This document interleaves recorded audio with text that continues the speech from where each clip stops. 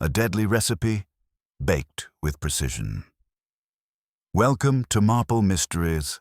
I am your host, Harrington. Tell me where you're tuning in.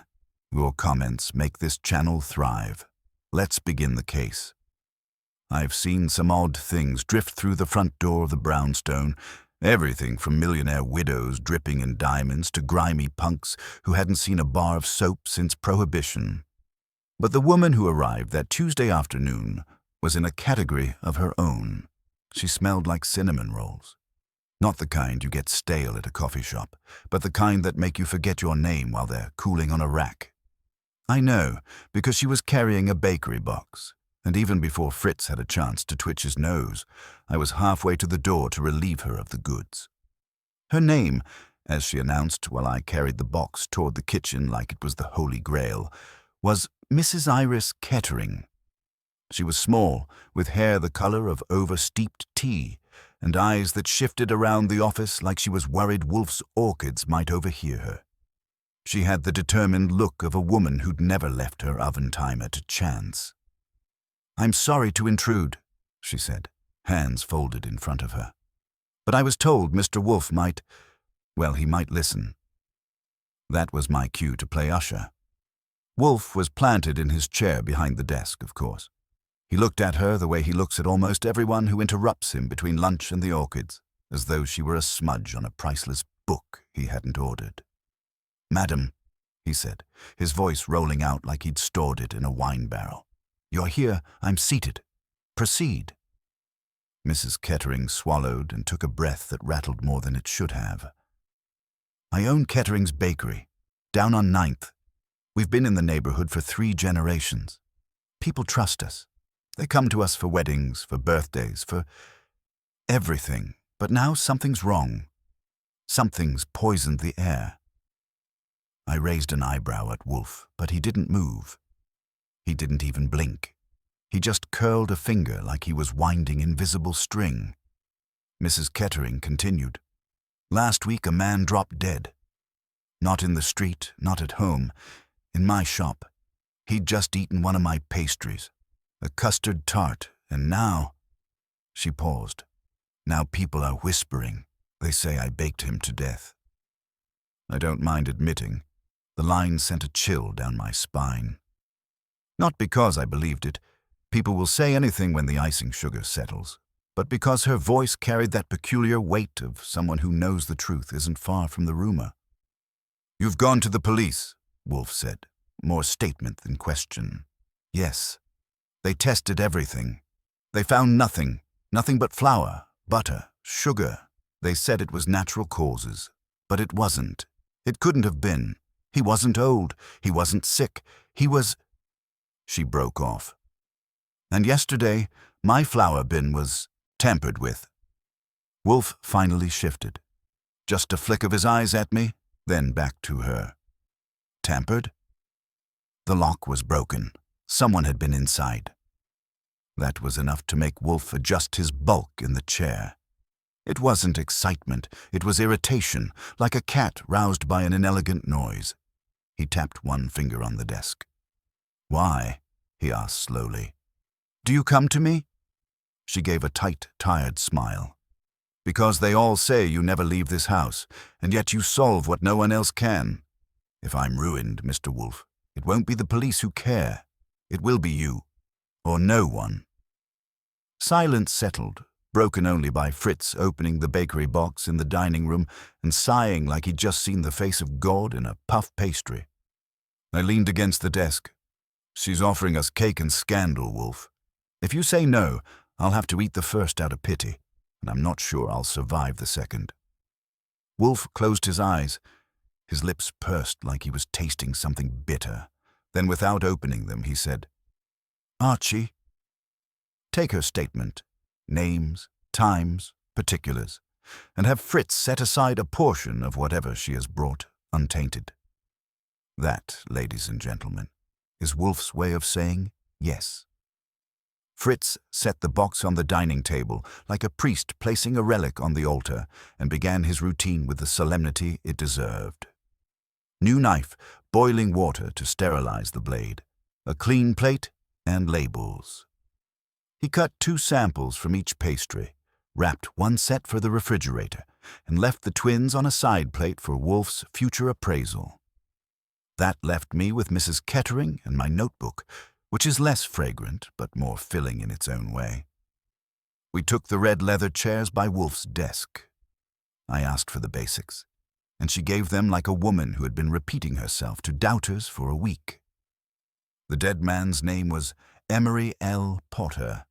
41, not married, lived alone on West 73rd, worked as a purchasing agent for a hotel supply firm that furnished everything from napkins to ovens. He came in often, Fridays usually, for a custard tart and a half-dozen almond horns to take to the office. He paid in cash, said little, and smiled like the kind of man who made friends with pastry more easily than people. Last Friday, she said, hands knotting in her lap. He ate the tart at the marble counter. He chatted with Becca, my cashier, about the weather. 10 minutes later, he was on the floor. Paramedics? I asked. Yes. The ambulance came quickly, but he was gone by the time they wheeled him out. The police asked questions. The medical examiner said it was sudden cardiac arrest. He had no history I knew of. No complaint, no choking. He just fell. Wolfe's eyes were shut again. It's a trick he uses to make people forget he can open them. His fingertips met in a little roof over his stomach. You said the flower bin was tampered with. Yesterday morning, she said. We keep our flour in a steel-lined bin with a sliding top. It has a simple clasp and a padlock. When I opened the kitchen, the clasp was bent and the lock was sprung. Nothing looked different, but someone had been there. Who holds keys? I said. Myself, my head baker, Aldo, and my son, though he hasn't been in the kitchen much since his father died. She flinched at her own words. It might have been nothing, Mr. Goodwin, a rough delivery boy, a pried hinge. But after Mr. Potter, everything is something, I said. What about enemies? She offered the kind of smile a shopkeeper wears when asked if she's ever met a bad nickel. We've had our quarrels. A supplier who didn't like being paid on 30 days instead of 10. A neighbor who thinks our fans are too loud. A woman who demanded a refund on a birthday cake because the pink wasn't pink enough. But enemies. Number Fritz drifted in with the plate. He presented 2 slivers of custard tart on a saucer and placed them within Wolfe's reach. Wolfe did not reach. Fritz glanced at me. I shook my head. This was not the hour for sampling, and Fritz knew it, but he had to give the tart a fair hearing before judgment fell on its house. I got phone numbers, shop, home, head baker, cashier, and the names of 2 regulars who had been in the store at the time. A florist named Rhea Darnell and a retired subway inspector with perfect attendance for the morning paper and a coffee roll. I also got the kind of detail no one remembers to ask until too late. Potter's habit of bringing his own small tin of nutmeg. He said our sprinkles were fine, Iris said, but he liked his own, grated fresh. He'd twist a pinch on top of the tart. She looked at me anxiously. Could that? It could be a lot of things, I said, and made a note big enough to trip over. Wolfe opened his eyes. Your retainer, he said, is sufficient until I decide it is not. You will return to your shop and attend to routine. Make no public declarations. Inform your staff that a private inquiry is in progress and that you require candor. Archie will visit you tomorrow. She stood, a fraction steadier than when she'd arrived. Thank you, Mr. Wolfe. I have not done anything to earn thanks, he said, but you may thank Mr. Goodwin for carrying in the box. She looked at me and almost managed to laugh. On her way out, she paused, turned back, and set a small paper bag on Fritz's table. For later, she said. The almond horns. The bell had hardly stopped humming from the front door before another sound replaced it. The blunt, impatient fist of Inspector Kramer. He doesn't ring like a gentleman because he doesn't feel like one when he has to come to us. I opened the door to his cigar and the scowl that goes with it.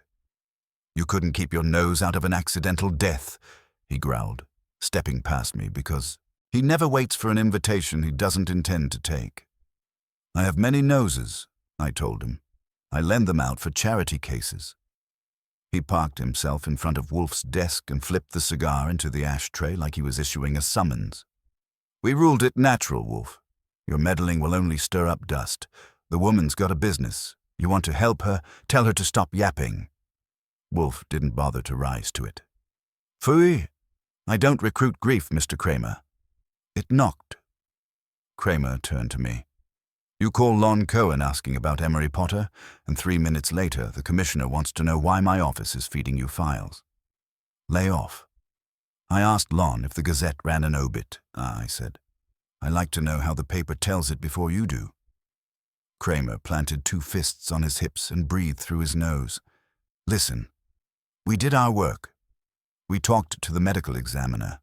No foreign substances, no blockages, sudden arrhythmia. It happens. The only poison in that shop is gossip, and you're about to weaponize it. Wolfe moved a finger, not enough to qualify as a gesture. Your anxiety is not about gossip, it is about velocity. If I am interested, matters acquire it. Interested in what? A man who fell down. Kramer's tone tried for mockery and landed on fatigue.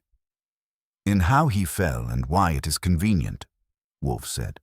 Convenience is the truest symptom of foul play. Who benefits from fear at a bakery? Kramer's jaw set, but his eyes flicked to the plate on the sideboard. Don't eat that, he said. It was not a joke. I will not, Wolfe said. Not yet. Good. Because if I have to send Pearlie to scrape you off the carpet, it'll ruin my evening. He snatched up the cigar and stabbed the air with it. You so much as sneeze on my investigation, You have no investigation, Wolfe said, velvet over steel. You closed it. That landed. Kramer blew out a breath, studied Wolfe a beat more, then turned to go. At the door he stopped. Emery Potter carried a little spice tin. We found it. It was clean. Don't say I never give you anything. He went out as if the knob owed him money. When the door clicked, Wolfe let the silence sit until it was housebroken. Then he said, Archie, ring Mr. Panzer and ask for an hour of his time tomorrow morning. And call Mr. Cohen back. A purchasing agent touches many pockets. I want to know which. Saul already? I asked. We've barely put on our aprons. Mr. Kramer has told us the salient fact. The obvious is exhausted. Therefore, we must look for what is designed to appear obvious. Begin with money. I dialed. Fritz, reassured that no one would be scraped off any carpet, reclaimed the custard plate and spirited it away for later. The brownstone hadn't exactly been invaded, but it had breathed other people's air for a full hour, which is already too much for Wolfe. He closed his eyes again, and the room returned to its usual polite hush. Only the faintest trace of cinnamon lingered, like a promise or a threat. Lon Cohen picked up on the second ring because he likes to pretend he's not waiting for my calls. I gave him the name and profession, and he returned the favor with speed and a little garnish. Emery L. Potter, he said.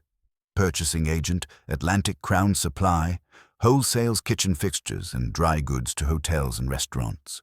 No wife, no kids, a Mets fan with a high tolerance for disappointment.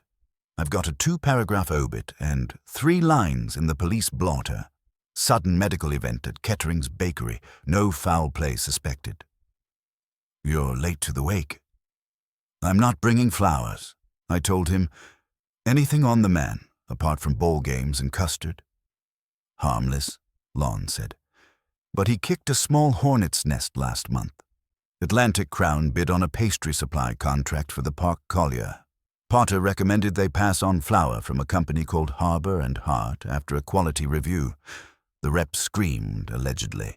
Name of the screamer? Lyle Greevy. You didn't get it from me. I never get anything from you. Bless you, he said, and hung up. I hit Saul next.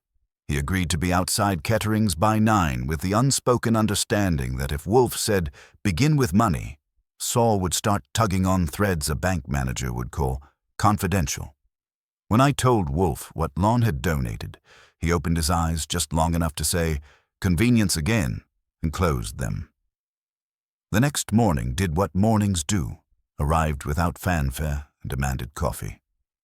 I drove down to 9th with the city still rubbing the grit from its eyes. Kettering sat on a corner with a stoop that had been painted blue sometime in the last 5 years, and never again. The window was neat, a tiered display of croissants and a candied orange cake that would stop traffic if orange could stop anything in New York. A hand-lettered sign read, "We're open. Please be kind." Saul was leaning against a lamp-post looking like he'd been poured there. He gave me a glance that said he'd already counted the cash in the register from across the room and could describe the soles of every shoe that had crossed the tiles since dawn. "Anything?" I asked. "2 things," he said. "A man in a grey suit who pretends he doesn't like pastry has walked by 3 times in 20 minutes. He's not hungry. He's curious. And a delivery boy from Harbour and Hart went round back and came out again without a dolly. Either he forgot the flour or he was checking whether the lock's been replaced." We went in together and split. I took the front, where Becca, a redhead with a practical smile, was operating the register and the espresso machine with the economy of a veteran. She recognized me from yesterday's notes and managed to be nervous and helpful at once. Saul drifted to a table with an open paper and an empty cup and made a study of reflections in glass. I asked for Becca's version of Friday. She gave it in crisp barista sentences. Potter came in at 8:40, ordered his usual, sprinkled from his tin, paid, chatted about a drizzle that wasn't drizzling yet, and sat at the marble counter next to the window. The florist from across the street, Rhea, came in for 2 coffee rolls and to scold the city about the garbage pickup schedule. Mr. Pruitt, the retired subway inspector, arrived with his newspaper and frowned at the crossword like it owed him rent. At 8:52, Potter toppled. "Who touched the tin?" I asked. Her eyes flicked. "He brought it from his pocket, put it by his plate. I didn't touch it." "Anyone else?" "Aldo hates it," she admitted. "Says our nutmeg is fine, and if he wants to ruin the pastry, he can do it outside." But Aldo was in the kitchen. "Does Aldo come out?" I said. "When he wants to remind us he exists," she said, and colored. "I mean, he's a genius, Mr. Goodwin. Just particular." "Particular with locks?" She swallowed. "He's careful. He didn't like that Evan, Miss Kettering's son, had a key." "Why?" "Because Evan doesn't bake," she said. "He plans." Evan appeared on cue as if the word had summoned him. 30s, clean blazer, the kind of beard that's supposed to look accidental. He moved like someone who believed floor space was his to allocate, and people were inventory. He stuck out his hand as an equal to a fellow executive and asked if I wanted a tour I hadn't requested. "You're making changes," I said. "Optimizing," he corrected. "We're growing. Weddings, corporate, subscription dessert boxes. The old model won't hold." "Friday morning fit the new model?" His eyes shuttered slightly. "That was unfortunate. We're providing statements for the insurance and the lawyers. We'll get past it." "How's your relationship with Harbour and Hart?" I asked. Hypothetically. He smiled, and the smile had teeth. "We don't discuss supplier contracts with strangers." "Strangers buy coffee," I said. "I'm not a stranger." He abandoned the smile. "If my mother hired you to malign our vendors, tell her to call me before you file anything. I keep our counsel on retainer." "I'm not filing anything," I said.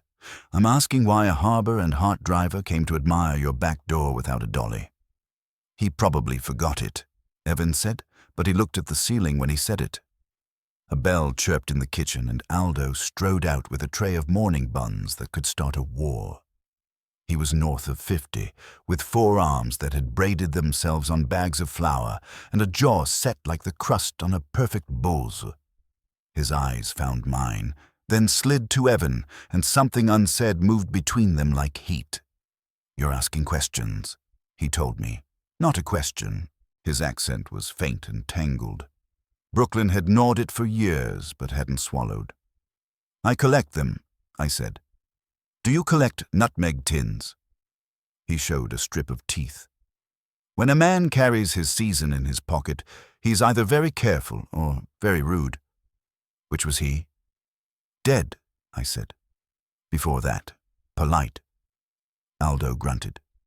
"Then not rude." He set the buns in the case, arranged them with the devotion of a priest with relics, and took a sinewy step closer. "We do not poison, Mr. Goodwin. We weigh, we sift, we temper." "That's practically a creed," I said. "Where were you when Potter fell?" "In my oven," he said, which is the kind of line you can only pull off if it's true. "Ask the oven."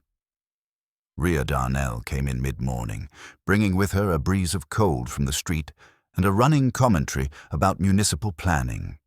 She was 40, sharp-nosed, bright-eyed, and carried herself like a woman who could make a wedding bloom or wither, depending on whether you used her ribbon. She gave me a look that labeled me cop, auditor, or nuisance. "You saw him?" I said. "Potter." She nodded. "Poor man. He went like a lamp. 1 second there, 1 second gone. It was quiet. That was the worst. No flailing. Like his body didn't want to make a scene. Did you see his tin? Little brass thing. He sprinkled it like a bishop with holy water. Charming." She tilted her head. "You think it was that?" "I think about what people bring to a bakery," I said. "Flowers, complaints, nutmeg, trouble." Her smile bent. "If you're compiling suspects, Mr. Goodwin, you should add the invisible kind. Fear. One rumor, and every bride thinks sugar kills." "That's not a person," I said. "Isn't it?" She paid, left $2 on the tip plate, and sailed out, perfumed with eucalyptus and agenda. Saul drifted over. "Gray suit took a phone call and left east," he said. "Not a corp. Feet wrong. And the harbor and Hart driver came back with a dolly this time, but didn't load from the bin, just from a sealed stack." "Let me guess," I said. "Your feet tell you the driver was sightseeing." "My feet and his eyes," Saul said. "Want me to follow?" "Follow the money first," I said.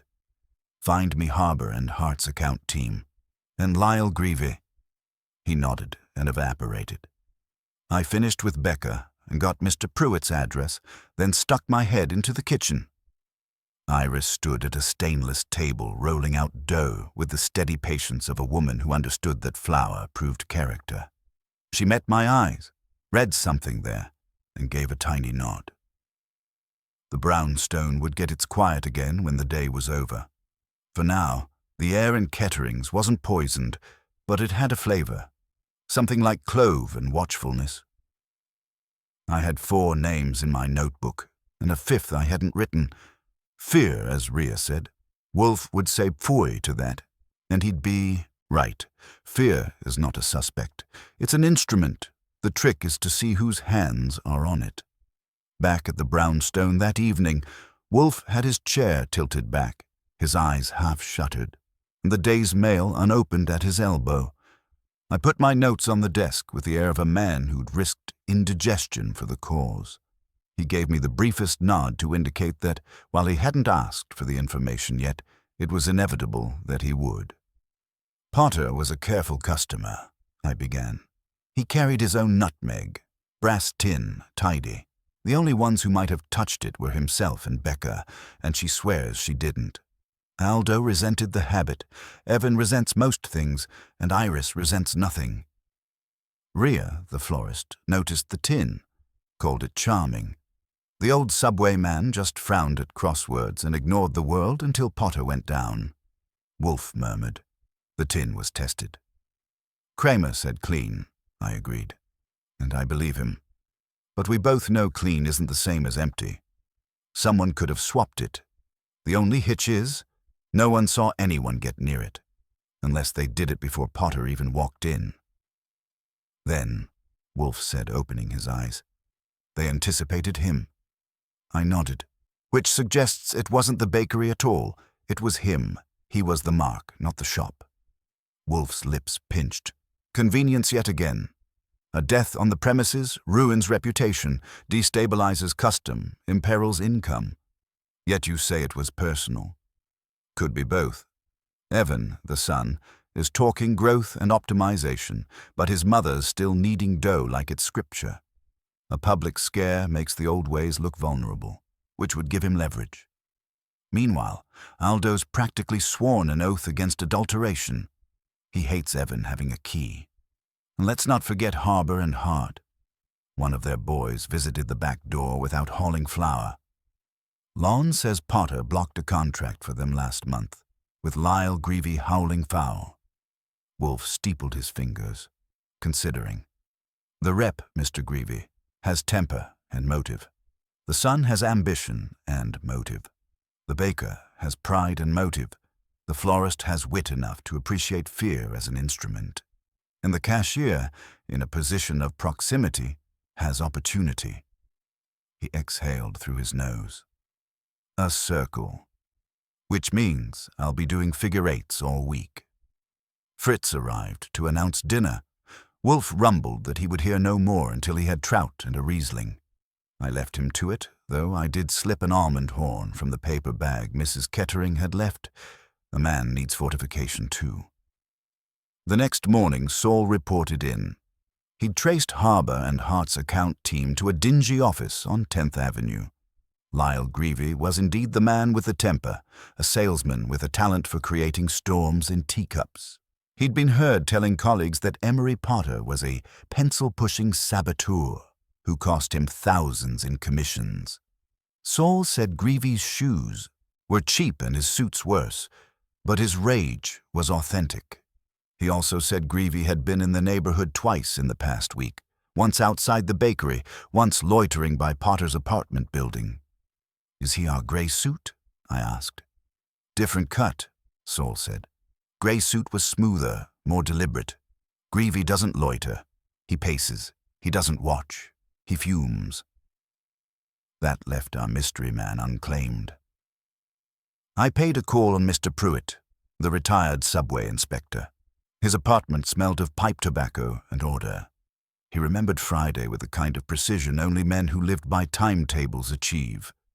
Potter came in at 8:40, bought his tart, sprinkled, sat. 10 minutes later, gone. No fuss, no choking, like a switch. "Did you notice anyone near him?" I asked. No one touched him. No one touched his things. He took the tin from his coat pocket, tapped it, sprinkled, returned it. He was methodical, like he'd done it 1,000 times. If there was a change, it wasn't then. It was before. Which lined up with the theory that someone had got to the tin earlier. His apartment, maybe.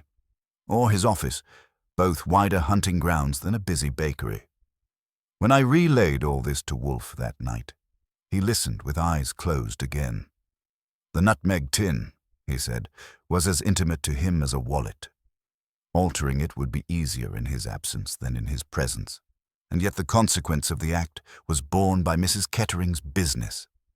One must ask, was that consequence desirable to the killer, or merely acceptable? Evan would call it desirable, I said. A business shake-up lets him push through his shiny subscription plans. Harbour and Hart would call it acceptable if it punished Potter. Aldo would call it unthinkable. Rhea might call it convenient. Fear makes florists as much as bakers. And Becca, well, she's the one with hands closest to the till and the tart. Wolfe groaned softly, which for him is enthusiasm. "Archie, inquire further into the son's ambitions. Speak with his banker, and ask Saul to linger around Harbour and Hart. The flour trade, like any staple, breeds competition. Mr. Potter's choice may have intersected with another's desperation." That was Wolfe. Stay seated, shift the pieces with a finger, and leave me to shuffle them on the board. I made my notes, pocketed them, and tried not to think about the fact that somewhere between a florist a baker, a salesman, and a son, someone had turned nutmeg into murder. The following day, I found myself at Evan Kettering's choice of watering hole, a glass and steel cafe where everything was written in lowercase and the coffee tasted like penance. Evan arrived late, apologizing to no one. He ordered a flat white, scrolled through his phone, and announced that the bakery had to evolve or expire. "You think a scandal helps evolution?" I asked. He smiled, the tight smile again. "If a storm shakes loose the old ways, sometimes it's worth the thunder." My mother won't hear of scaling up franchising. "We're sitting on a gold mine, Mr. Goodwin. People pay for tradition. They'll pay more if we package it right, and if the old guard insists on clutching flour and rolling pins, maybe an outside partner is necessary." "Harbor and Hart," I suggested. He blinked. It was the first time he'd been caught off guard. "They're one option," he said, recovering. "They understand volume. Expansion." I leaned back. "And Potter? He was a problem for them. Now he's not. Coincidence." Evan's jaw tightened. Coincidences happen. People die. He left me with the bill, and the faintest whiff of ambition turned acrid. When I got back to the brownstone, Wolfe was with his beer. I gave him the report. He sipped, set the glass down, and said, "Convenience, Archie, has become contagion. It is time we pressed." The orchids were due, but he delayed them long enough to add, "Summon the circle." Not yet, but soon. We must let them sweat. In the meantime, have Mr. Panzer look for a connection between Harbor and Hart and the ambitious son. Partnerships, meetings, shared interests. If they exist, we will have moved from mere convenience to conspiracy. He closed his eyes then, retreating again into the sanctum of silence. I knew better than to disturb him. The case was thickening like custard left on the stove, and Wolfe intended to let it simmer until the skin cracked. Saul phoned at 9 with a voice that could have been read into the record. He had tugged on the Harbor and Hart thread and found a knot. 2 weeks before Potter toppled, Evan Kettering had attended a supplier optimization roundtable at the Park Collier, hosted, purely coincidentally, by Harbor and Hart's sales group. The attendee list wasn't public, but Saul's eyesight extends to things not on paper. Evan spoke twice, once about scale and once about rebranding heritage. Lyle Greavy barked through a presentation on logistics like a drill sergeant selling flour by the yard. One other name stood out, Morton Vale, loss prevention consultant, retained by the Park Collier to audit vendor risk after a series of small inventory deviations in their pastry kitchens. "Grey suit?" I asked. "Walk, stance, haircut?" Saul said. "It's him. Any handshakes between Vale and Evan?" "Not on stage," Saul said. "Off stage, near the coffee urns. There was a 3-minute huddle. Could be about biscotti, could be about money." That gave us a triangle. The son hungry for growth, a supplier with a temper, and a hotel's risk man sniffing around like a pointer with a resume. I passed it to Wolfe. He accepted it with a grunt that meant the pieces had acquired edges. "If Mr. Vale assessed vendor risk," Wolfe said, "he will have drawn opinions about Mr. Potter. A purchasing agent with integrity is inconvenient to mediocrities." Greavy called him a saboteur, I said. "Of course," Wolfe murmured. "To a charlatan, a spine looks like sabotage. You will pay a call on Mr. Potter's office. Ask for Mr. Potter's nearest colleague, the man who borrowed his stapler." That took me to Atlantic Crown Supply, where the reception desk was guarded by a woman who had decided humanity could be handled in batches of 5. I got my badge and my escort, and was led to a row of cubicles where time had been filed and forgotten. Potter's desk had a photograph of a Little League team and a coffee mug that said, "Monday is a social construct." The drawers held exactly what you would expect. Pens, paper clips, a handful of receipts, and a lock that had been picked with the decency to leave only a whisper. The colleague, a thin, decided type named Harold Nix, supplied a kept tone and clipped answers. Potter was careful, Nix said. Didn't grandstand. If he said pass on a vendor, we passed unless someone with more brass wanted to hear them sing. Someone with more brass sang for Harbour and Hart? I asked. Someone tried to hum, he said. Potter brought lab notes from a third-party quality review. Nothing dramatic. Just moisture variance, trace rancidity in a lot that had been stored too warm. He said minor today becomes major tomorrow. The rep popped his cork. Potter didn't blink. Anyone touch his desk after he died? Security did an inventory, Nick said. We were told to keep working. That's what we did. Purchase orders don't grieve. I left with copies of the review notes and the impression that Potter had been the sort of man who kept his small world aligned and had paid for it. On my way out, the guard volunteered that a consultant type had asked to see Potter's workstation the day after the death and had been told no by policy. The guard imitated the consultant's shrug. I didn't need the name. I could see the grey suit with my eyes closed. When I stepped back into the brownstone mid-afternoon, I knew within 6 steps that something was wrong. The air was the same, the hush was the same, but there was a degree of tidy that wasn't ours. The umbrella stand's brass ring had been turned so the seam faced the wall. Fritz never does that. He says seams should breathe. The rug had a new faint crescent where the door had pressed and held, but the chain was set. In the kitchen, the refrigerator's top hinge wore a smear no larger than a freckle, and Fritz's label on the tart sample had been placed a 1/4 inch higher than his habit. None of that would have summoned a jury, but I don't hire juries. I went to the fridge, opened it, and looked long enough to know. The waxed paper folds on the sample were reversed. Fritz, I said. He came like a man called to identify a body. When he saw the paper, his face arranged itself into grief and offense. That is not my fold. I know, I said. We checked what could be checked. Nothing else was missing, and nothing else was wrong unless you count the fact that someone had been in our house and had walked out again with his pulse and his intentions both under wraps. Wolfe arrived from the plant rooms with his cheeks flushed by humidity and disapproval. I told him, and he listened with an attention he usually saves for sauces. Do not call Mr. Kramer, he said. Do not call anyone. We will not give our trespasser the alibi of drama. You think he swapped the sample? I said. He handled it, Wolfe said. Whether he swapped or merely inspected, I cannot say, but we must suppose he believed it prudent to interfere. That presumes he fears the sample, which presumes he credits it with evidentiary value. To fear a thing is to confess its potency. That narrows the list to anyone with brains, I said. Greavy has temper ahead of brains. Evan has ambition ahead of brains. Vale, if he's our grey suit, has the kind of mind that likes moving parts. I looked at Fritz. Your second set? Fritz's eyes brightened. I cut duplicates. They're in the freezer, sealed, labeled with the time, my initials, and a small dot in the upper right corner of the paper. I do not discuss my routines, but I am not a fool.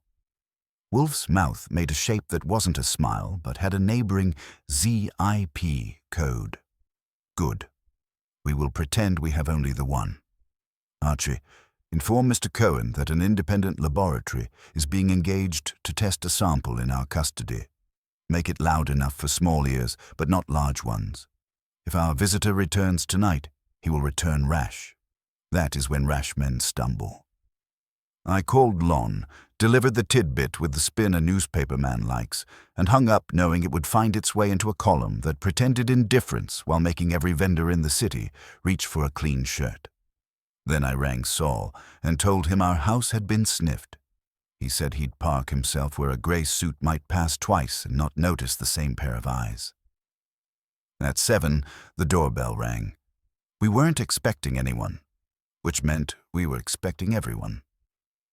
I opened to no one, but the top step held a small brown envelope with no address, sealed with clear tape cut along a ragged line as though the cutter had been in a hurry or in a car.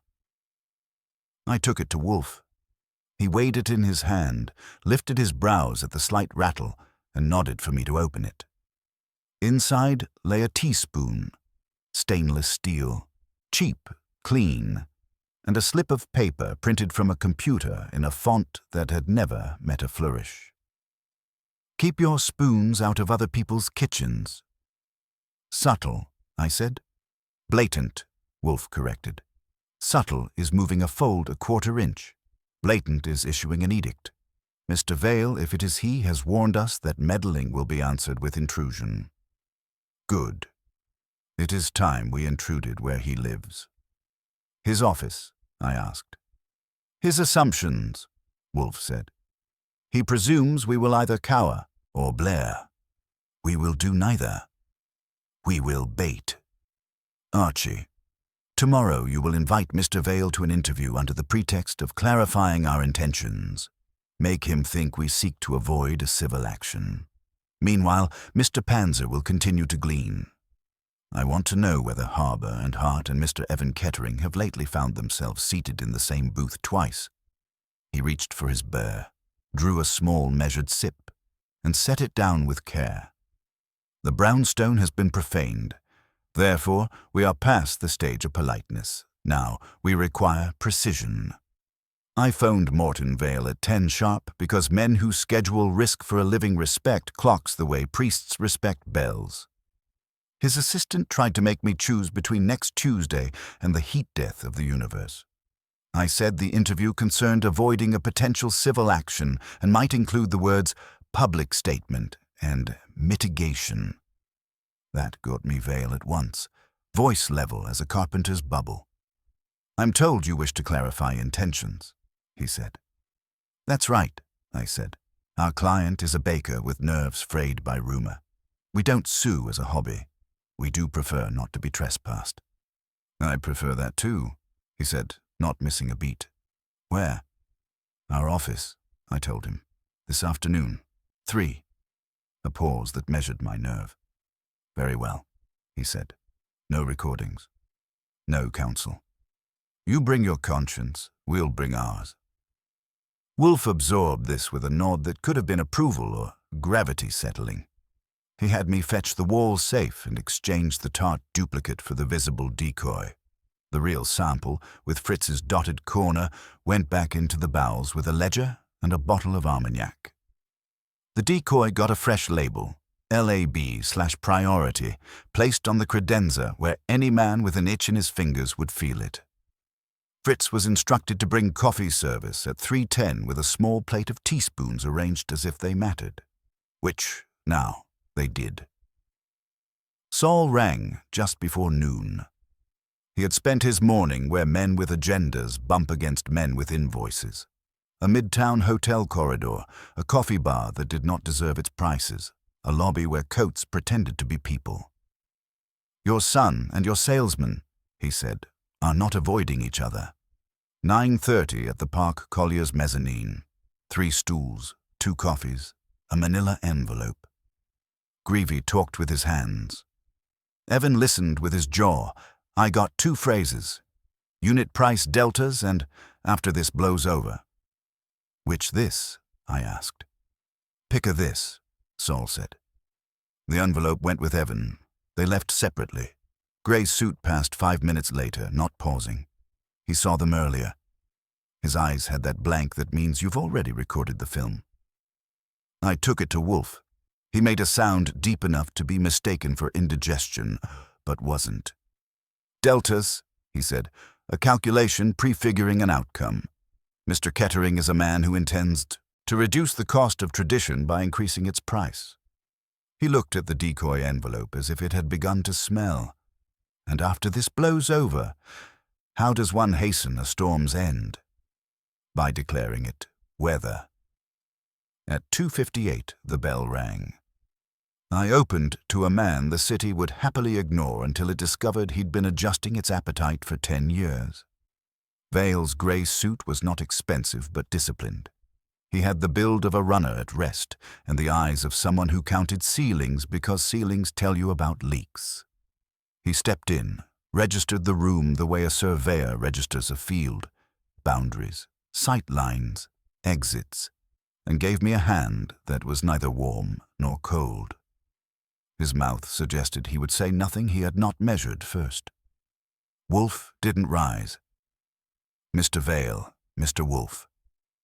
Vale sat where I placed him, angled such that the credenza's edge was at the far left of his vision line. He noticed it. Of course he noticed it. Men like him clock the weight of paper by the way it sags. I do not relish litigation, Wolfe began. It offends economy. But trespass is not a peccadillo. Our kitchen was entered. An item in our custody was handled. We are exploring remedies. Before we select one, we inquire, is your interest here professional or impertinent? Professional, Vale said smoothly. The park collier has suffered a series of vendor irregularities. We engaged a review to reduce exposure. A death in a retail food environment, however determined, creates liability vectors. My client cannot afford contagion. Contagion is a metaphor of the lazy, Wolfe said. It excuses panic. It masks agency. We prefer specificity. Did you, Mr. Vale, dispatch anyone to our home? No. No blink, no twitch. He left the door ajar.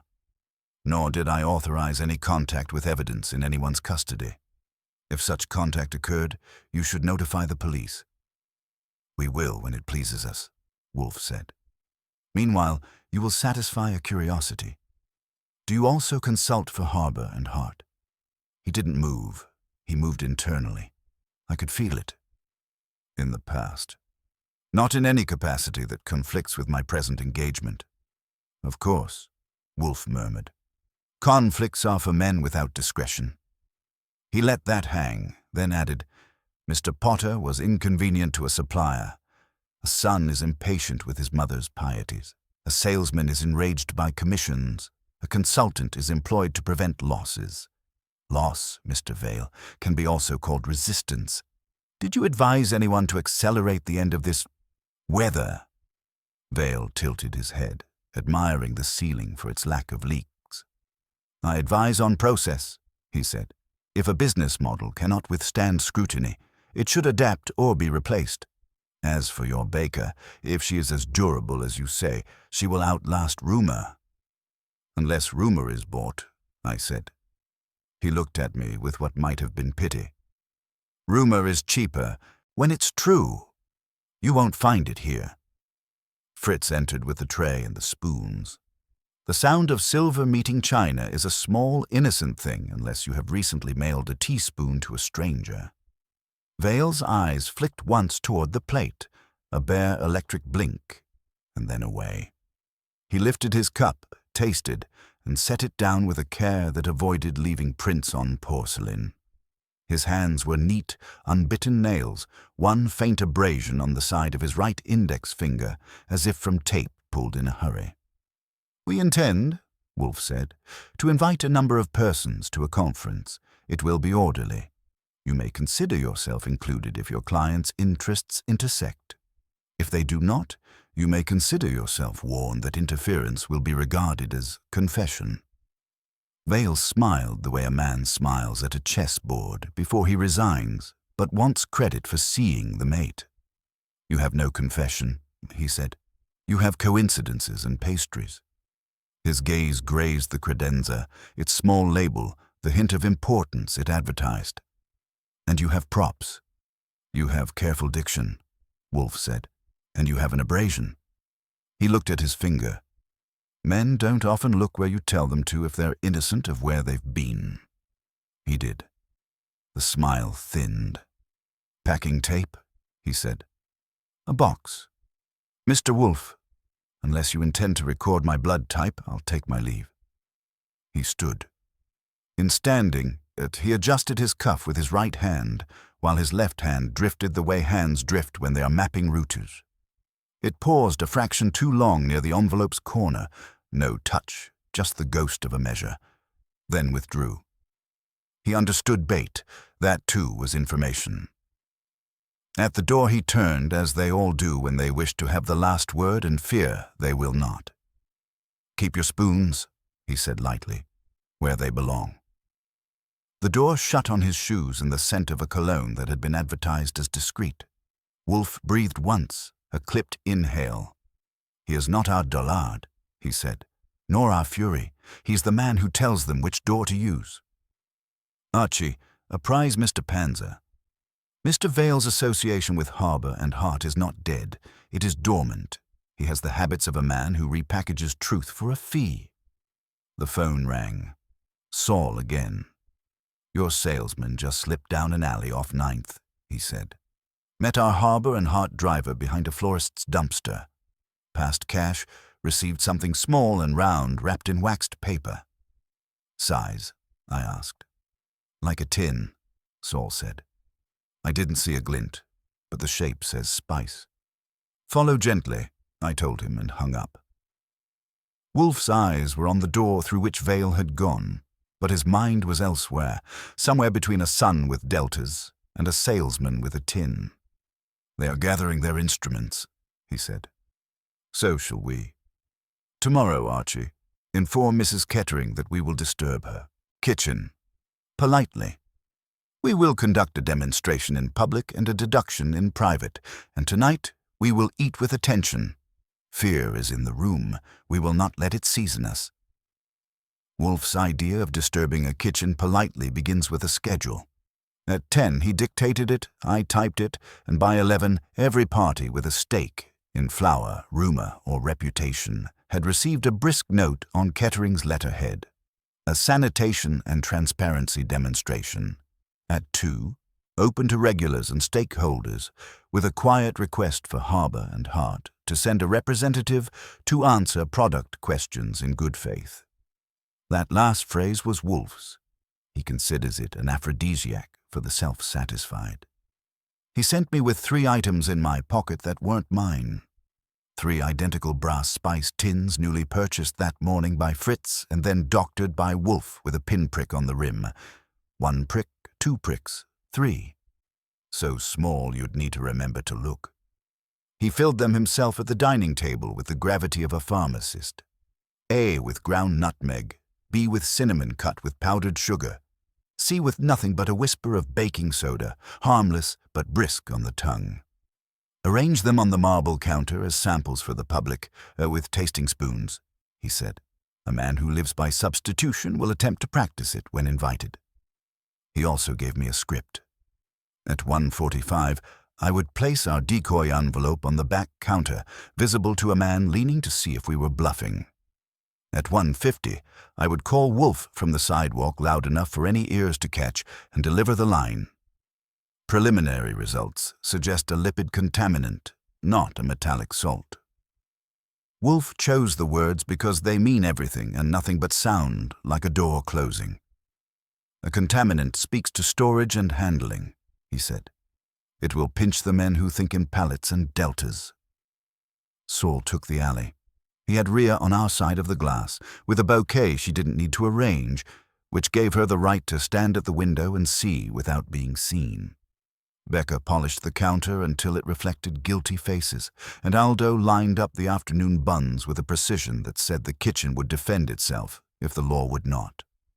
Iris read the schedule, set her jaw, and agreed to wear a smile that would not wobble even if the ceiling did. They came on their own clocks. Evan at 1:40, leaning management at the doorframe, phone in hand, blazer spotless. He approved the word transparency as if he'd invented the material. The harbour and heart driver at 1:52, out of uniform, trying to look like a man who had never touched a dolly. 5 minutes later, Greavy, sweating through a necktie that had patriotic intentions but not enough fabric. At 1:59, Morton Vale not entering, but crossing the street to take a phone call exactly where you'd stand if you wanted to watch without participating. I set the tins on the marble with a small sign, House Nutmeg, Sample. I laid out the spoons. Rhea's reflection in the window murmured, "Your grey suit is calibrating, the salesman is simmering." At 2 sharp, Iris rang the little bell she uses for wedding orders. She thanked everyone for coming and talked about 3 generations and recipes kept in bound notebooks. She didn't say the word death. She said loss once, and the room flinched and then steadied. I stepped up to do my part and explained what would happen. A walkthrough of storage, demonstration of locks, a Q&A with a supplier rep, and, because people like rituals, free coffee rolls at the end. In the pause that followed, I stepped outside, called Wolfe, and gave the line about lipids and salts. Vale's head turned, and then the driver's. Evans didn't. He was already composing an email to a future that would congratulate him. Inside, Becca led a neat little theater. She opened the flower bin to show the new clasp and lock, both fresh and ugly. She let the driver examine the sacks, sealed, labeled, all by the book. Aldo showed the new logs he'd started keeping Saturday. Temperatures, times, batch numbers. He had underlined nothing, but you read the underlines anyway. When the floor opened, I invited Harbour and Hart's representative, Greavy, to address questions. He launched into a speech about supply chains and reputational stewardship that had all the sincerity of a voicemail prompt. After 60 seconds, even his vowels were angry. While his words rolled, his eyes didn't. They drifted to the sample tins, twice. On the second pass, the driver coughed and moved toward the counter, the casual way a man moves when he's decided not to be casual. He picked up tin B, sniffed, offered a face that didn't register anything, set it down, picked up A, and replaced it a 1/4 inch to the left of where it had been. Then he left his hand on the marble and smoothed a finger through a dusting of sugar as if testing for cleanliness. If you weren't looking for pin pricks and 1/4 inches, it was nothing. I was looking. Saul's reflection reappeared in the glass near Ria's. He gave the tiniest nod and a pinch finger motion, small, round, pocketed. I didn't break the show. I asked Becca to sprinkle a demonstration tart with our house nutmeg and held my breath while she reached automatically for the tin closest to her hand. See, because people do. Aldo cleared his throat, a low, priestly sound. Use A, he said, without glancing at the labels. Habit or loyalty to the recipe. Becca obeyed. The driver's shoulders loosened a fraction as if a timing belt had aligned. Greavy answered a question about moisture content by manufacturing a metaphor. Evan took out a sheet labeled Quality Pledge and passed it to a woman who would never read it. I let the demonstration run its course. The coffee rolls went out. Ria bought 2 and dropped 1 at the florist's counter without looking. Vale finally came in, as if summoned by the promise of sugar, and congratulated Iris on taking control of the narrative. He made a point of thanking the supplier for their presence. It sounded like a benediction and felt like a bandage. When the crowd thinned, I wandered to the marble and adjusted the tins back to their original positions. Not all of them, just the one that had migrated. The pinprick alignment told me what the driver had done. Nothing dramatic, just a careful, silent test to see which tin would be used if a hand reached blind. He'd wanted Becca to choose A. Aldo had helped the plot without knowing he was an accomplice. Outside, Saul took a stroll that looked like a stroll because it was. He tailed the driver 3 blocks to a sedan where cash changed hands again, this time into a glove with Morton Vale's wrist in it. No envelope, no handshake, just currency meeting a directive. Your gray suit doesn't like getting his fingers sticky, Saul reported later. He uses other men's pockets. I called Wolfe from the corner with the florist's buckets making their clean little clink. He listened to the condensation of my afternoon and brewed his, then said, "Good." The driver probed. The baker revealed loyalty. The cashier showed reflex. The salesman desired substitution, and Mr. Vale counted coins. We have enough. Enough to what? I asked. To arrange chairs, he said. Tomorrow evening, Archie. 8 o'clock. The circle will assemble here. Invite the son, the baker, the cashier, the salesman, the driver, the florist, and Mr. Vale. Inform Mr. Kramer as a courtesy. He will decline but send his cigar. And tell Mrs. Kettering to bring her bound notebook. Some recipes are for eating. Some are for reading aloud. I hung up and looked back through the glass. Iris was wiping the marble with a small, firm motion that was either cleaning or erasing. Aldo stood behind her like a rampart. Evan was at the door, already on his phone, already in a world where the word franchise tasted like success. The tins sat quiet, modest, innocent. If you didn't know what a quarter-inch meant, you'd say nothing had happened. If you did, you could hear the gears click. 8 o'clock sharp the following evening, the bell began its work. Fritz had set the office with the extra chairs Wolfe specified, and I had cleared the desk of everything but a legal pad and Wolfe's hand, which lay folded on his stomach like a seal. The first arrival was Iris Kettering herself, her hair pinned tight, her bound recipe notebook held as though it were both shield and proof of life. She sat near the globe, eyes down but spine straight. Evan followed at a distance, jaw stiff, phone in his hand, until he saw Wolfe's glare strip it from him. He dropped into a chair with the posture of a man who thinks posture is an advertisement. Becca, the cashier, slipped in behind them, wearing a nervous half-smile and clutching her bag as if the straps might testify on her behalf. Aldo was next, massive and silent, his apron replaced by a coat that still smelled faintly of yeast.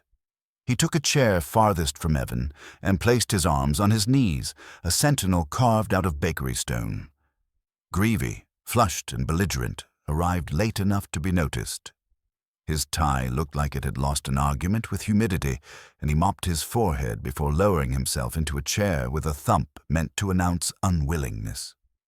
The driver came with him, eyes darting, hands buried in a coat that had too many creases for a man his age. He took the seat nearest the door, a detail I filed under instinct.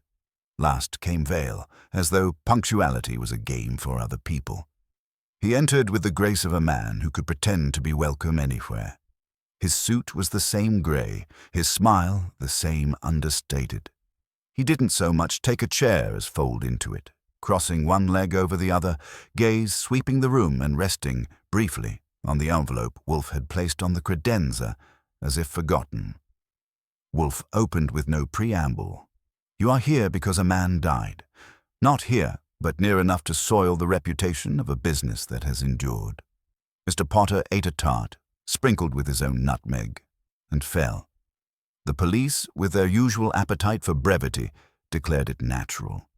I am not the police. I am unwilling to grant nature such precision. That silenced the shifting.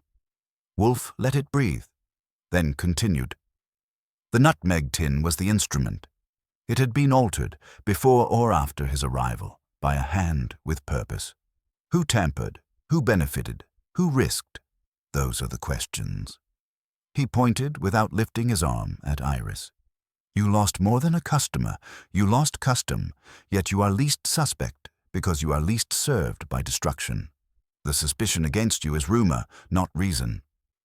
At that, Evan shifted. Wolfe's gaze moved to him. You, however, would call destruction an opportunity. A bakery in fear is ripe for reinvention. A mother held responsible is pliable. You met with suppliers. You spoke of deltas, and you accepted envelopes. Evan leaned forward. That's business. That's planning. You think I'd poison a man for a subscription service? Yes, Wolfe said flatly. But not alone. You are vain, not reckless. You needed instruments, and you found them. His eyes passed to Greavy, who squirmed. You, a salesman whose commissions were obstructed by Mr. Potter's integrity. You ranted, you threatened, and you conspired with a driver who handles locks more than flour. You provided fury and access. Now wait, Greavy began, but Wolfe cut him with a raised palm. Silence. Rage is not eloquence. You delivered money. We saw it change hands. Twice. You did not have the wit to alter the tin, but you had the motive to pay someone who did. The driver licked his lips, eyes darting to the door. Wolfe spoke without glancing at him. You, sir, broke a clasp and a lock. You smoothed marble and shifted tins by a quarter-inch. You are the man who tests, not who plans, and you are too clumsy to conceal it. The driver muttered, Enough, Wolfe thundered. You are not the author. You are the tool. Finally, Wolfe turned to Vale. The room tightened, everyone aware of the gravity shifting. Wolfe's voice slowed, precise. And you, Mr. Vale, consultant, assessor, cloaked in neutrality. You are the man who counts leaks in ceilings and men in chairs. You are also the man who receives envelopes in alleys, who directs the clumsy with tape and spoons. You saw in Potter a barrier. You saw in Mrs. Kettering's distress an avenue for your clients. You did not touch the nutmeg tin, but you told them which door to use, which fold to reverse, which rumor to whisper, and then you trespassed here to confirm what we held. Vale's smile held a flicker of tension. That is elaborate, Mr. Wolfe. You've woven convenience into conspiracy. No, Wolfe said. You did. You stitched ambition to anger, supplied hands for locks, and believed the residue would pass for accident. But you miscalculated. Mr. Potter's habit of carrying his own tin was unique. Too unique. To tamper with it required access outside the shop, his desk, his apartment. You had the reach. You had the motive. You had the men. Iris clutched her notebook. Evan's jaw clenched, his eyes flashing toward Vale. Becca looked stunned, Aldo grim, Greavy sweating rivers. The driver stared at the floor. Kramer chose that moment to arrive, cigar smoke preceding him like a herald. He didn't sit. He stood in the doorway, listening. Are you saying Vale killed Potter? I am saying, Wolfe replied, that Vale engineered Potter's death. The hand may have been the driver's, the fury Greavy's, the ambition Evans, but the design was Vale's. He profaned my house to test whether I had discovered it. He has just confessed by defending his elaborate coincidence. Kramer growled. That's thin. It is enough, Wolfe said. When combined with the witnesses who saw him take payment, the alteration of tins, the trespass, and the abrasion on his finger. He tied the knot too tightly. It will not slip. The silence broke like a crust. Evan shot to his feet, shouting that he never agreed to killing, that all he wanted was progress. Greavy protested about commissions. The driver half rose, then wilted. Vale alone remained composed, his smile faint and poisonous. You can argue coincidence into conspiracy, Mr. Wolfe. But can you prove it? Yes, Wolfe said simply. Because you feared enough to intrude here. You feared enough to mail spoons. Fear is proof. Kramer exhaled smoke, long and slow. We'll take it from here. Fritz opened the door wider, and the brownstone exhaled its visitors one by one. Iris paused to whisper a thank you. Evan, left with his ambition shrunk, Greavy muttering, the driver pale, Becca trembling, Aldo steady as granite. Vale walked out last, his smile intact, but his eyes calculating routes that had already closed. When the door clicked shut, Wolfe reached for his beer. Phew, I detest intrusions. I said, but you love being right. He sipped, set the glass down, and said, being right is survival. Being precise is art. Dinner was waiting. The brownstone was quiet again. Only the faintest trace of nutmeg lingered, as if memory had its own spice rack. Kramer didn't leave us the night before with more than a grunt, but the morning brought his bark. He called at 9 to say the district attorney preferred affidavits to adjectives.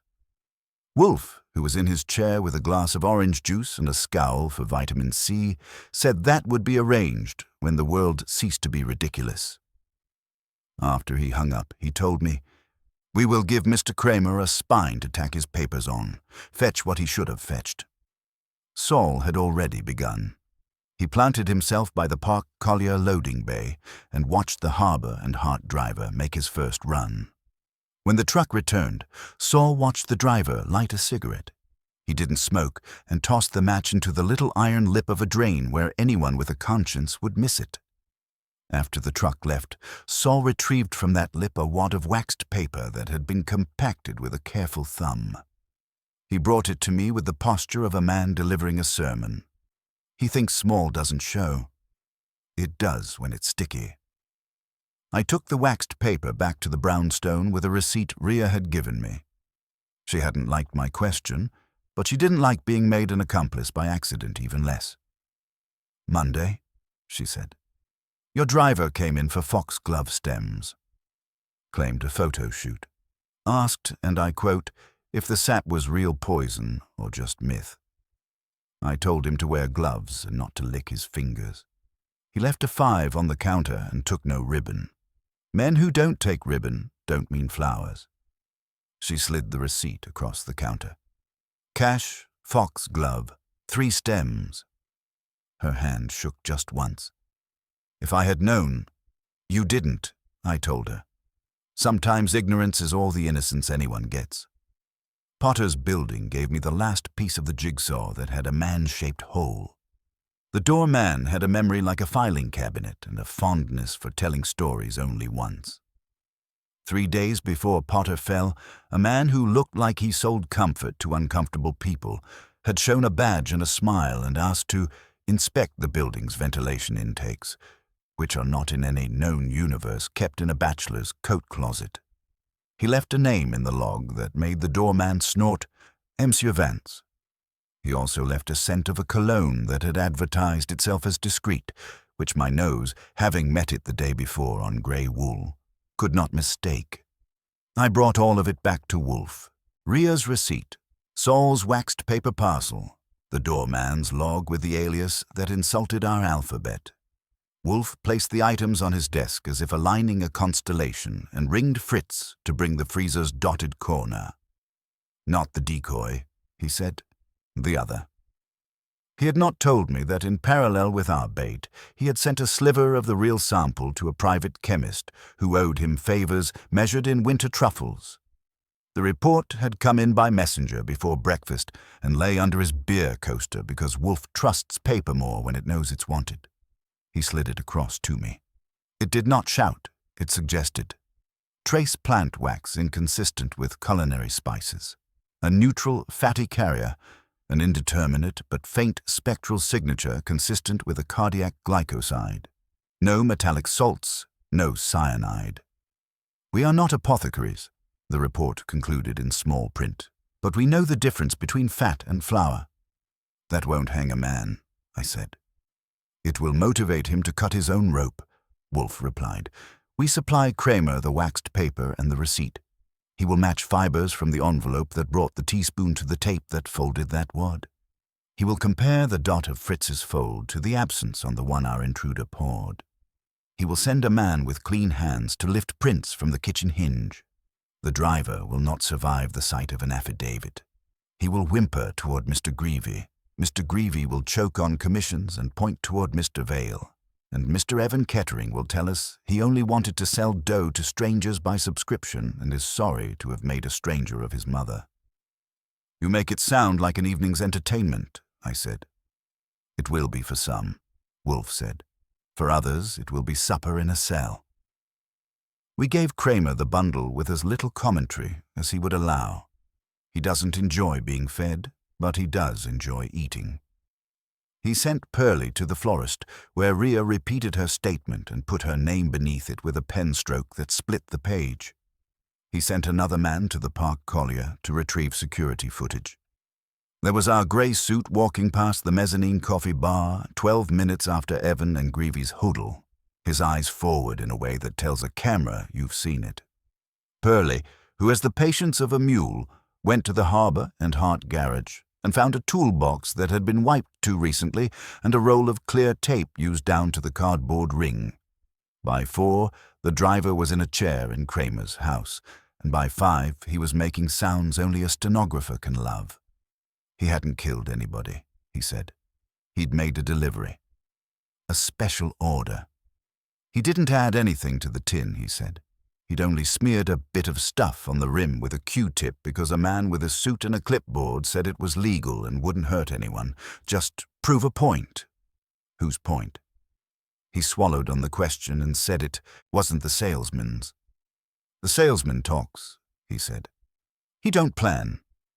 He didn't say Vale's name because he didn't know it, but he described the smile and the cologne and the tape on the finger and the way a hand hovered near paper without touching it.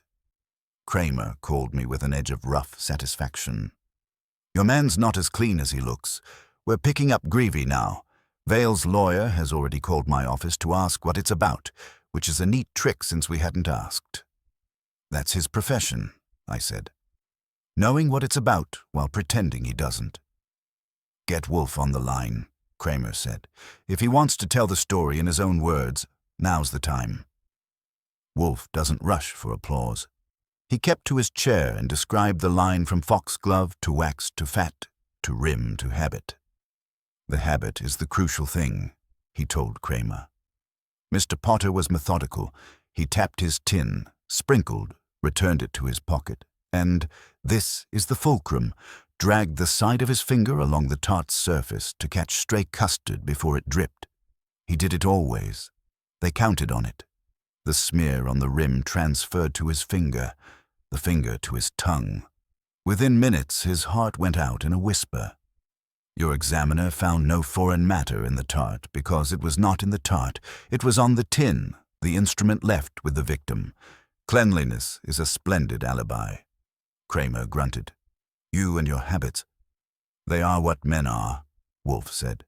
They bake themselves into our days. Mr. Vale counts on them because he cannot control variables any other way. He trimmed the variables. He told a fool where to stand and a hungry man where to take envelopes. He sneered at a mother's recipes because they were too stubborn to scale. That was his error. Recipes and habits share a trait. Once written, they can be read. We have read him. There was a pause in which Kramer either was being human or avoiding it. All right, he said. We'll book them. The DA will decide which charge belongs to which name. Don't go anywhere. We weren't, Wolfe said, and hung up. Fritz brought beer, Wolfe's and a slice of almond horn, mine. The house resumed its proper depth of silence. In it I found a shape on the desk I hadn't noticed. Iris's recipe book, left behind. It had a ribbon marking a page and a note tucked in Wagnerian three-quarter time. Mr. Wolfe, if you need to show anyone how long it takes to build trust, you may use these. I.K. Wolfe glanced, then looked away. He doesn't like being entrusted unless he asks for it. Archie, he said, ring Mrs. Kettering and relieve her of anxiety. Tell her she may keep her lock and her dough.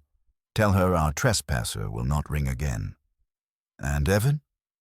Mr. Evan, he said, pronouncing it like an ingredient that didn't belong, will learn that growth is not an absolution. If he has committed no crime, he has committed a sin against prudence. It will starve him before it kills him. I made the calls. Iris cried without making a sound. Evan answered with clipped gratitude and the news that he would be stepping back out of respect for the brand. Becca laughed through a hiccup and promised to keep House Nutmeg where it belonged. Aldo grunted and said he'd bake an extra tray for men who had earned it. Saul came by to lean on the doorframe and accept nothing for what he had done. You had him the minute he mailed you a spoon, he said. On the contrary, Wolfe replied. We had him the minute he pressed a fold a quarter inch. The rest was punctuation. Which, coming from Wolfe, is as near to tenderness as you'll get unless you're a trout.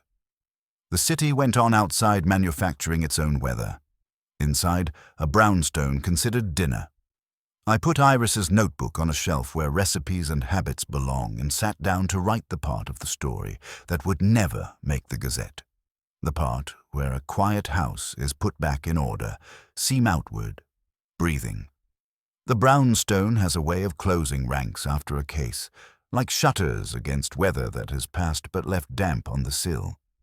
By the time the newspapers had their ink smeared with the words, "Consultant indicted in pastry death plot," Wolfe had settled again into the rhythm of his orchids at 9, beer at 4, and dinner precisely when Fritz decreed. But there was a residue to this one, the faint smell of nutmeg that lingered in my nose longer than it should have, and the look in Iris Kettering's eyes when she left her notebook behind as collateral for her faith. Kramer came by once more, storming less than usual. He grumbled about the DA choosing to press Vale as the architect of conspiracy, with accessory charges sticking to Greavy and the driver. Evan had slipped through the gap with nothing heavier than a public reprimand and the discovery that investors don't like their names printed near death in the same paragraph. Becca was cleared, Aldo vindicated, Iris restored. "We'll see if it holds," Kramer said, jabbing his cigar at Wolfe's desk. "People forget fast. Fear evaporates until the next thing comes along." "Fear evaporates," Wolfe said, "but character does not. Mrs. Kettering will bake. Mr. Evan will scheme. Mr. Vale will attempt to persuade a jury he is misunderstood. The only one of these 3 endeavors likely to succeed is the baking." Kramer made a noise like a rusty hinge, then asked me if I was coming to Kelly's for a drink. I told him maybe, if I could get permission. Wolfe's glare was my answer.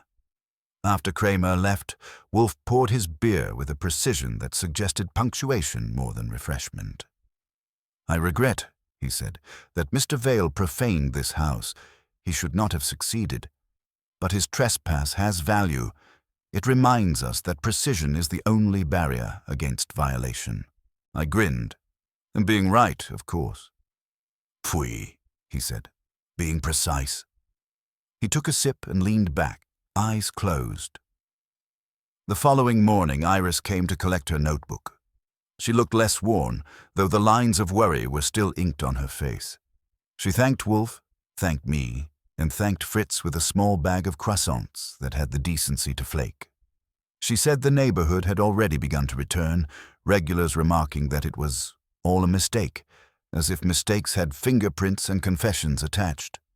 "You will recover," Wolfe told her, "not because men are charitable, but because their appetites are. They will forgive what they cannot resist." She smiled faintly. "Then I will keep baking." When she left, I asked him if he believed that. He opened his eyes just enough to scowl at me. "I believe hunger is more constant than suspicion. Suspicion requires thought. Hunger requires only time." The case had drawn to its end, not with a bang, but with the sound of a bakery doorbell returning to its chime. Evan's ambitions would be set back years. Vale's career, if not his freedom, would be strangled by his own arrogance. Greavy would sell used cars or insurance, something more suitable to his stamina for deceit. And Potter, well, Potter was gone, and nothing in the neat arrangement of clues could put him back. His habit, his small tin of nutmeg, had made him vulnerable. It had also made him distinct. That was what Wolfe had seen, what none of the rest of us noticed until the dots connected. Not the grand gesture, not the poisoned tart, but the small routine of a man brushing custard from a rim with his finger. That was Wolfe's way, to see the habit, to measure the fraction of an inch, to call out the trespass when others saw only dust. And in the end, it was enough to strip the scheme bare, to show ambition and rage and calculation for what they were, flimsy when set against attention to detail. That night, over squab with wine that tasted like agreement, Wolfe delivered his benediction in the form of a reflection, as he always did. "Man believes he is elevated by his inventions," he said, "by his commerce, his expansions, his optimizations, but he is destroyed by the same habits that sustain him. To touch the tongue to taste custard is human. To exploit that is vile. It is the difference between appetite and avarice." I raised my glass. "And which side do we fall on?" He didn't answer directly. He rarely does. He took another sip, and after a pause he said, "On the side that eats with attention." The brownstone returned to silence, the kind that has weight but not burden. Outside, the city moved on to its next noise, its next scandal, its next headline. Inside, the case was folded and put away like a recipe card, indexed, preserved, precise. Fritz cleared the plates, Wolfe resumed his chair, and I sat at my desk, my notes written up for posterity, for the Gazette, and maybe someday for someone who wondered how a bakery nearly collapsed under rumor and ambition, and how one man in a brownstone stopped it by refusing to accept coincidence as nature. It was, in the end, like so many others, an intrusion, an irritation, an intellectual puzzle solved without Wolfe moving more than a dozen steps. But it was also different because it had come into our kitchen, our refrigerator, our peace. Wolfe's sanctuary had been tested, and so had mine. That, more than the arrests or the indictments, was why the silence afterward felt like a balm. When I turned off the lights in the office that night, I caught a faint trace of cinnamon still lingering. Not fear, not poison, just spice. A reminder that the world, when left to its proper measures, still had flavor worth keeping, and that sometimes justice smells like pastry cooling on a rack. The brownstone kept its order. Dinner was served. Wolfe closed his eyes, and I, as always, wrote it down.